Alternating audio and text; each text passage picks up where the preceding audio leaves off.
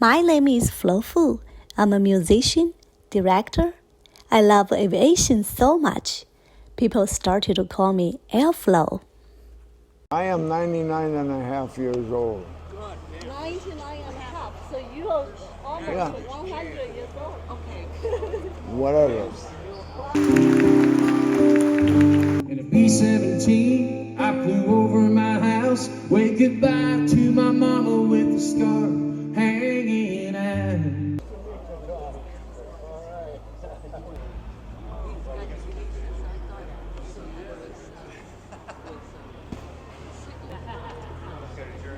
There's the Air Force right there. There's different things that are involved in the Air Force. I flew 35 missions with the 8th Air Force over England and Germany, period, 1944 and 1945. I crashed 4 B-17s as a result of enemy action.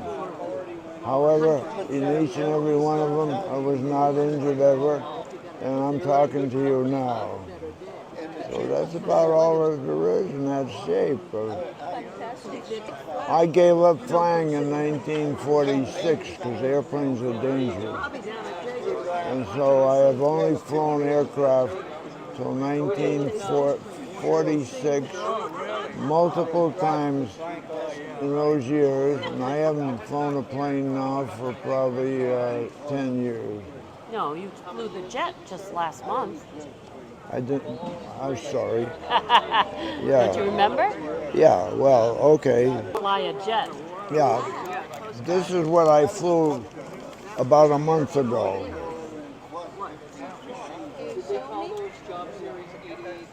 There's the airplane. It's a British one, wasn't it? This is the pilot and me flying the plane. That gentleman right there, and my daughter's here someplace, but that's after we landed. That's cool. Do you like it? Do you like to fly the jet? Keep the microphone right up by your It's not much different than flying anything else. As far as I'm concerned, that's mostly history now. But anyway, during that time, I flew 35 combat missions with B-17 flying fortresses in Europe.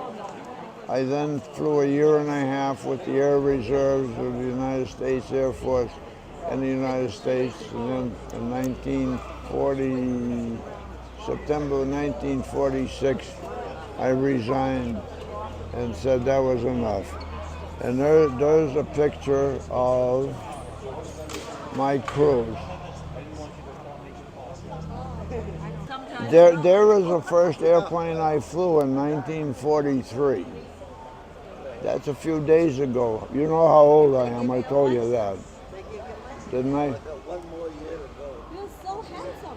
Huh? You're so handsome. You got the right answer. And that was the first plane of the military that I flew in 1943. What's this plane?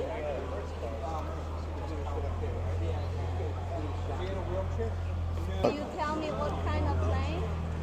That was a Fairchild, that's all I can say. Fairchild PT-19, I think. All right, Long you guys time ready? ago. Very good. Thanks, Alfred. Great to see you. Got a chair right over there. All right, so. Hi there, old friend. Good to see you.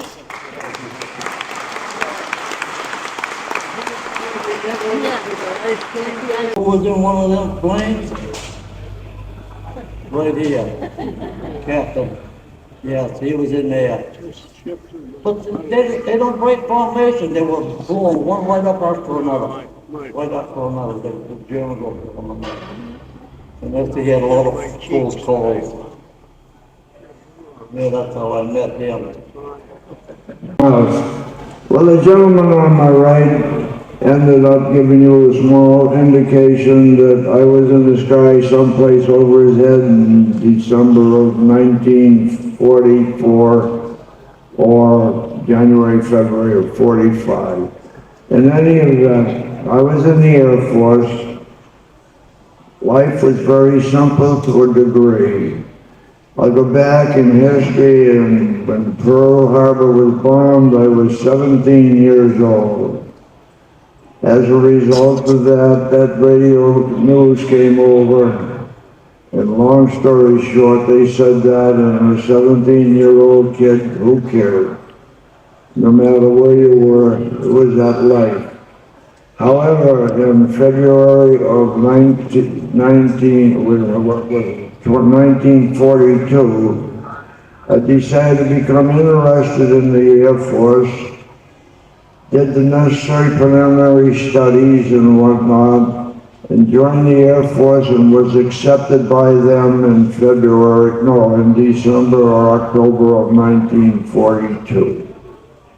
I got called to active duty in 1943, January. Things went fast. All you ended up doing is reporting to the Postal Authority building in Springfield, Mass.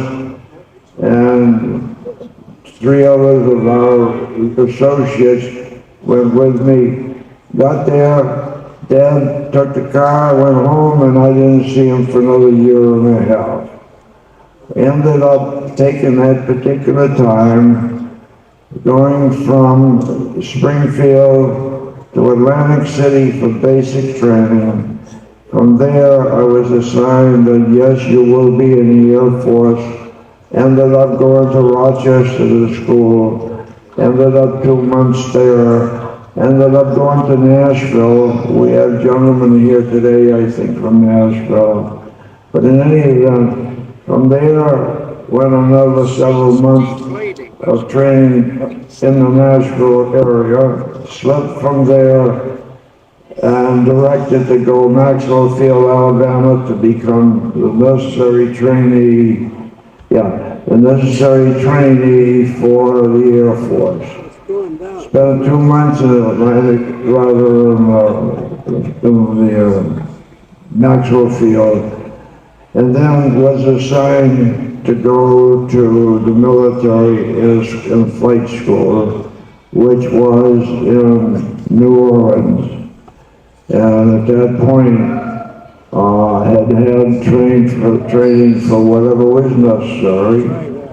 And so we're at the airport in Lafayette, Louisiana, and outside looked out.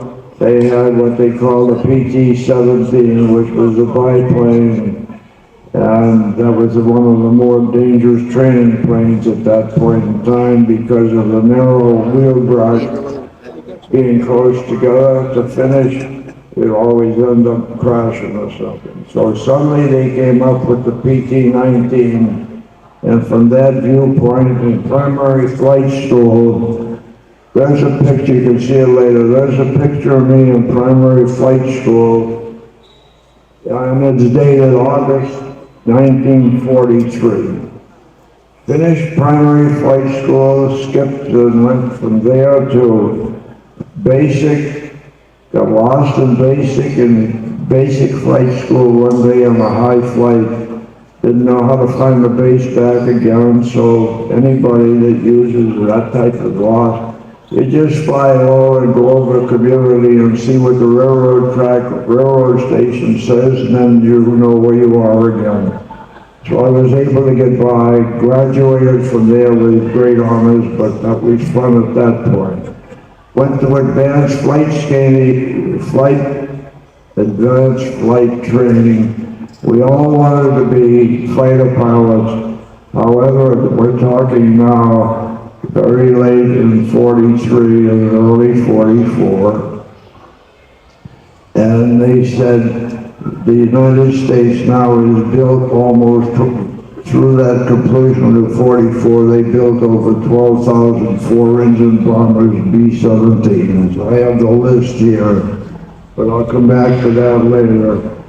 So we were trained, instead of single-engine fighters in Stuttgart, we were trained with twin-engine aircraft, sent to the next phase of training down in Florida.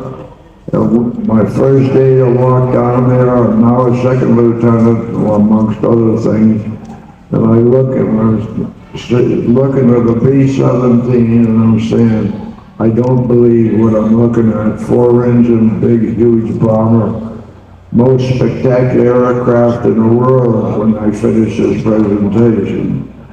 But anyway, trained there, ended up being through the training process, ended up months later being sent to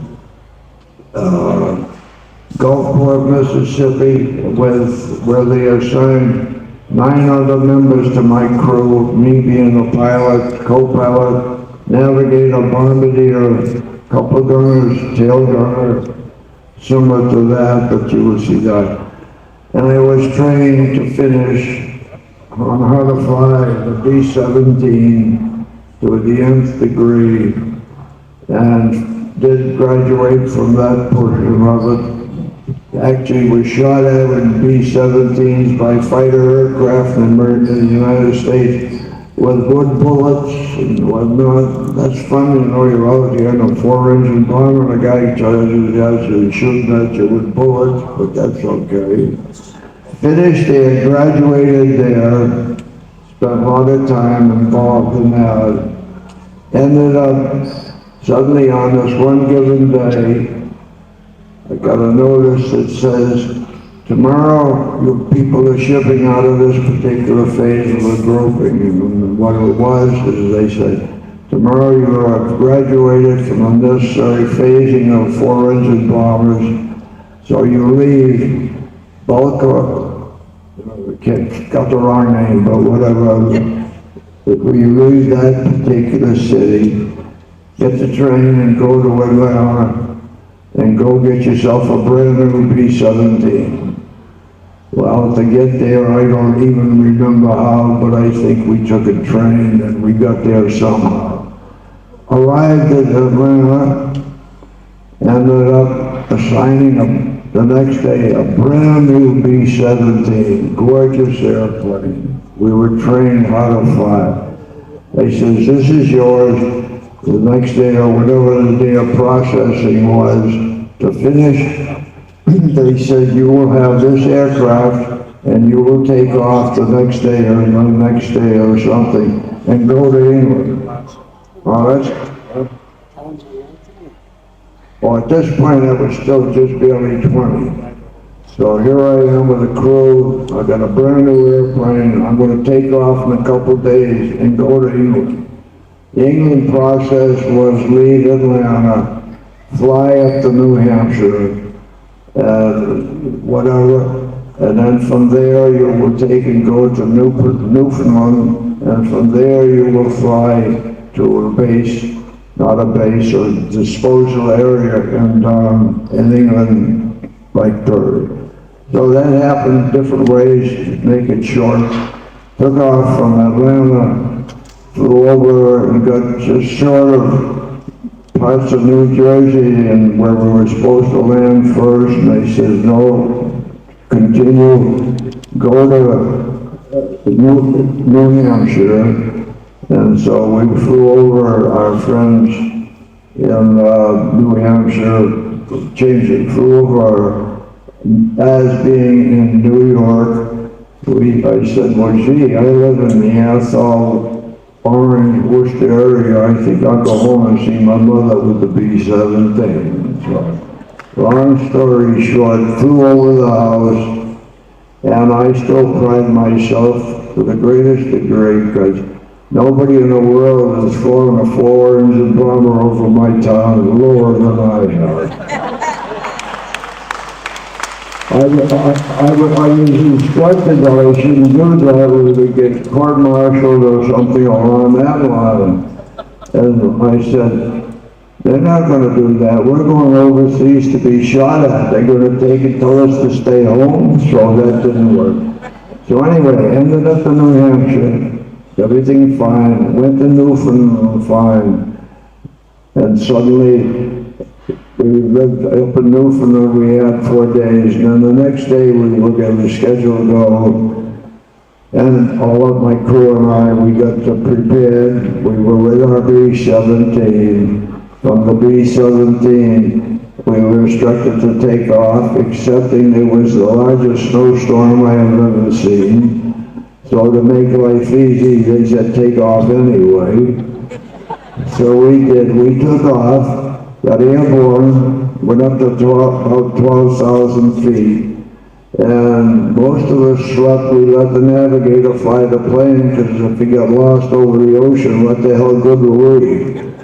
So anyway, we got to England. 12 hours later, bing, got the end of that, gave me the airplane. A couple of days later, we transferred over to the base we were going to be at, which is the 379th Bomb Group. And at that point, I have now been involved in combat training and to be using it. Okay, we started out in Kimbo. That was the name of the base. And we're involved in 35 missions over Germany with the 8th Air Force. There were 3 divisions in the Air Force in England, the 1st, 2nd, and 3rd. Ours happened to be the 1st. We ended up flying the missions as directed, managed to crash 4 B-17s, walked away from all of them, still talking to you, so I've had other fun as well. Got away with that. So to try to make this a little shorter, a different thing, I flew the missions, and in the late April, the war is primarily over with in 1945. And we were going on a mission, my 34th mission or something, and I'm flying like I'm doing here, looking at east. And suddenly in the horizon there was this 4 blasts of the 88 millimeter weaponry exploding. And we're right on the bomb run, and it's getting closer and closer. And suddenly, the last one wasn't any for this gentleman in a blue shirt here. And it blew off in front of the plane, but fortunately, the shrapnel went all different directions, except it came through, one piece came through the nose of the plane, came through the rudder pedal on the left side, came through my shoe, tore up my shoe down to my toe, and struck me here. However, I'm still here, not a problem. Everything there, because didn't even draw blood, because I couldn't get a purple heart, but I was shot to hell in the hand back there. So to make that up, that's behind us. They got away with that, and then the types of things that I'd like to explain more or less, the 8th Air Force supported him, managed to take and do quite a bit of job and do the Battle of the Bulge and whatnot. We're in the sky all the time.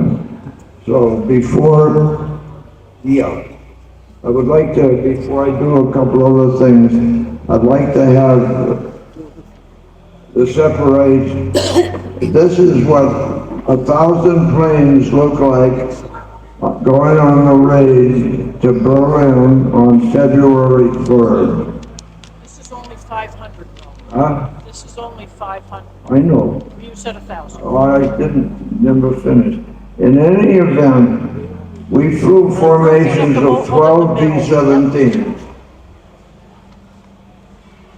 And February 3rd, Colonel Lyle and his 11 planes ordered, we were leading the 8th Air Force.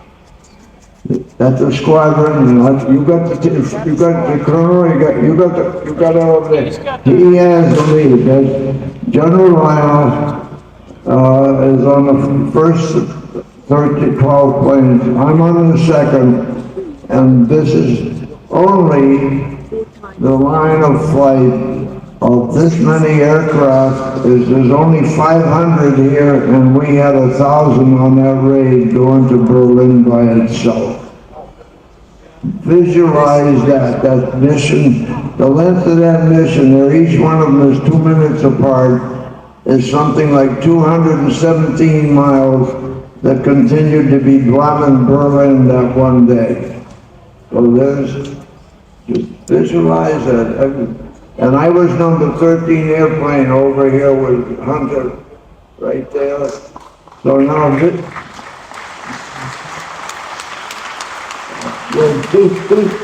visualize our country, what they've done, how they made. They made 12,000 B-17s. They made something like, I've got the statistics, but all of that took place, and here I am still just 20 years old. having a hell of a good time.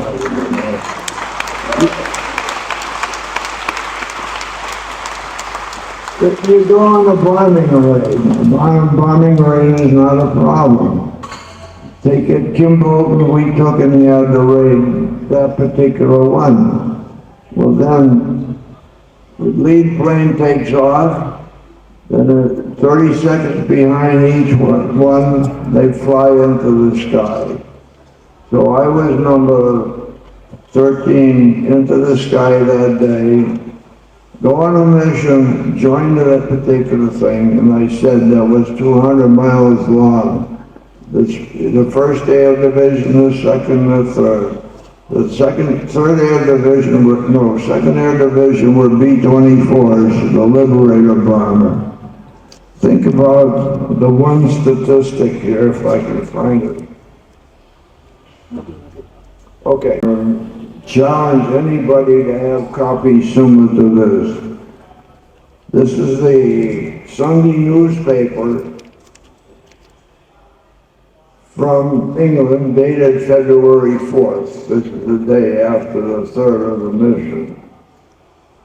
Says here, 3 million refugees and so forth, and just a package.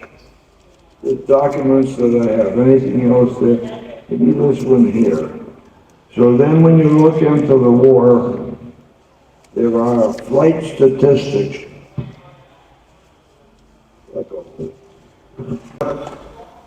Your grandparents or all of us did one time or another. What do you got there? Here's the orders, and here's the newspaper. Okay. Anyway, from this particular flight, and all the statistics came around. Good. The statistics from Flight Journal magazine, the cost of doing business, the cost of, staggering cost of war. B-17s, they spent each one $204,000. The B-24, 215,000. I've got the 6 numbers, but it's just easy enough with the 3. The B-25, 142, and so forth. On average, 66 American servicemen died by the month. During World War II, about 220 days. Planes a day worldwide, from Germany's invasion of Poland, September 1, ending in September with the Japanese, that from that, I've had songs on the radio by a lot of country artists. That's what I've been doing for 20 years, and it's always, I get way more out of writing songs with these guys, let me tell you. So there's one story where he was up in a plane, him and his pilot, or I think you were flying, but he kind of saw this redhead in another plane. And so they got close, wing to wing, and he's basically asked her out at 8,000 feet. True story. And they did go out after they both landed. He didn't crash, right? He didn't crash on that one. So he might have started the first Tinder ever at 8,000 feet. So I'm just going to play a real quick song that's all inspired by him and all his stories. So if you don't mind, will you listen and hang out for a minute? And this doesn't work with this stand, so he's going to hold it for me. This is a song I wrote with Mr. Bill Purple, 99 years old. It is totally my honor to do so. I finished by high school in 1944. At 19 years old, I was sent off to war. In a B-17, I flew over my house, waved goodbye to my mama with the scar hanging out. Over to England, I was assigned to the 8th Air Force Group 379. 35 missions, 4 crashes in. I'd do it all over again, at home in the sky, with my wheels off the ground, flying a fortress around, dodging flags left and right, way up high, like a king in the air, on a wing and a prayer. It was my duty, my honor, my pride, at home in the sky. I'm gonna do it, Bill, okay? Here comes my favorite part. The engine's on fire, shrapnel to my chest. Got a million reasons to say that I'm blessed. I even met a redhead in a co-pilot seat. She said she'd go out with me at 8,000 feet.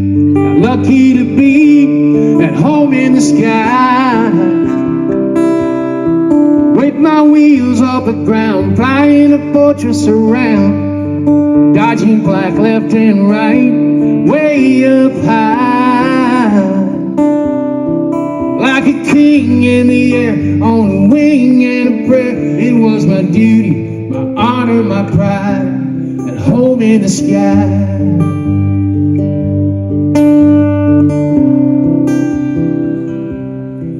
Man, the world has changed a lot in my 100 years,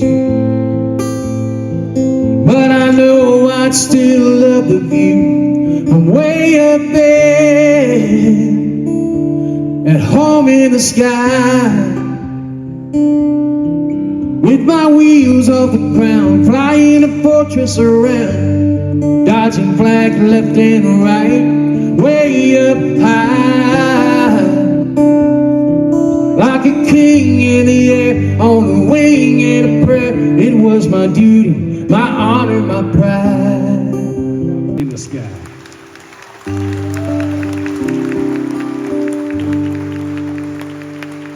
Thank you so much.